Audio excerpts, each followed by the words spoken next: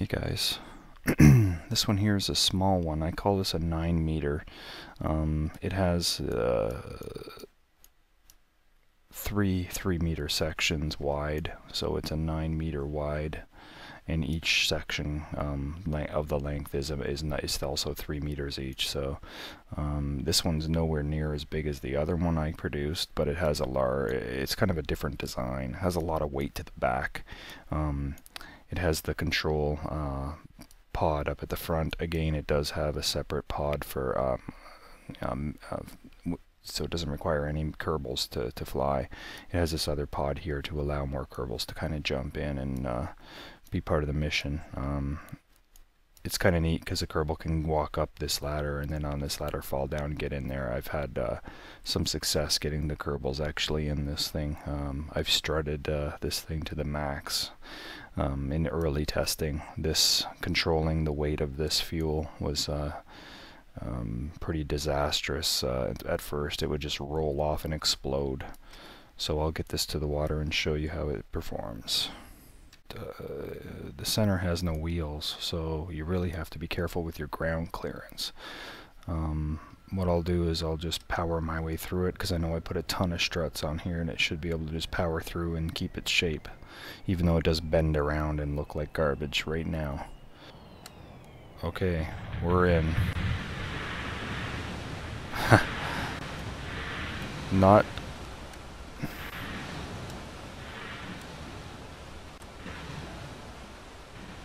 quite the entry I wanted.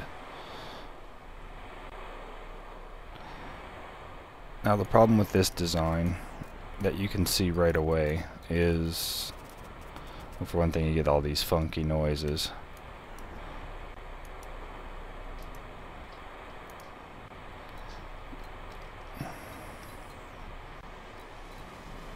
So you can see I can do a spin just like the other ones.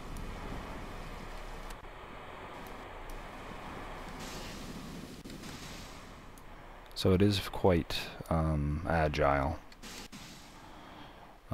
The only thing is with this one is it's top heavy, and you do get water because of the weight of the fuel. You get water in the back, and I don't advise anybody let water get to the level of wherever you attach something without strutting the crap out of it, because it will just get ripped off.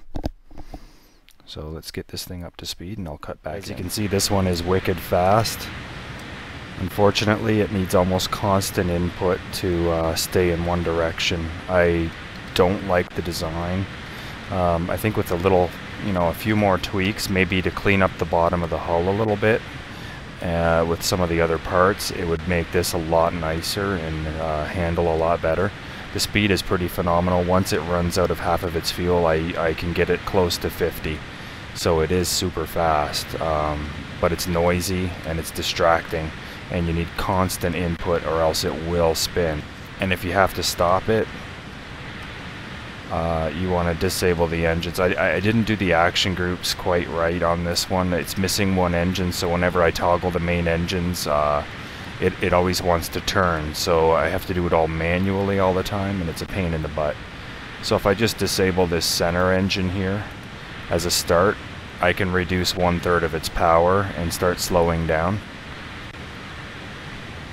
I still want to have thrust, so I don't want to reduce my overall throttle setting, or else I'll lose that ability to turn. You can't turn these things with rudders and stuff.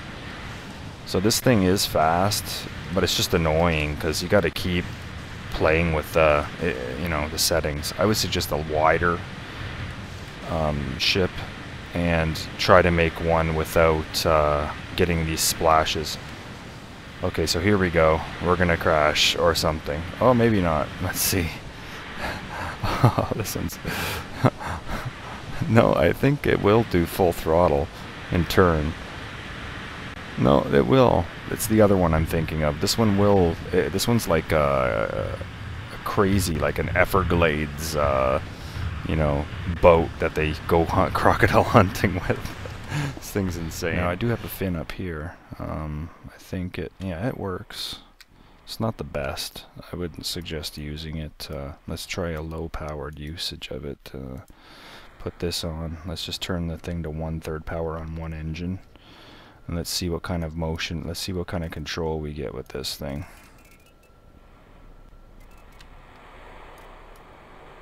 See, we're not getting hardly any control with this.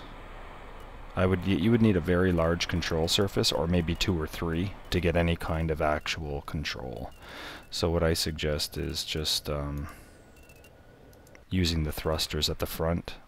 If you want a more mild effect, you could use the thrusters more towards the center of the vessel in the same manner. But if you want a very, very, very quick response, put them closer to the front and the other ones closer to the back. That way you'll get that spinning effect better. So this is pretty cool. Once we've stopped, we can raise our panels, recharge our batteries, that kind of thing. You could leave this thing out here. Your Kerbals could go swimming or whatever they want to do. It's pretty cool. Okay, thanks for watching this one.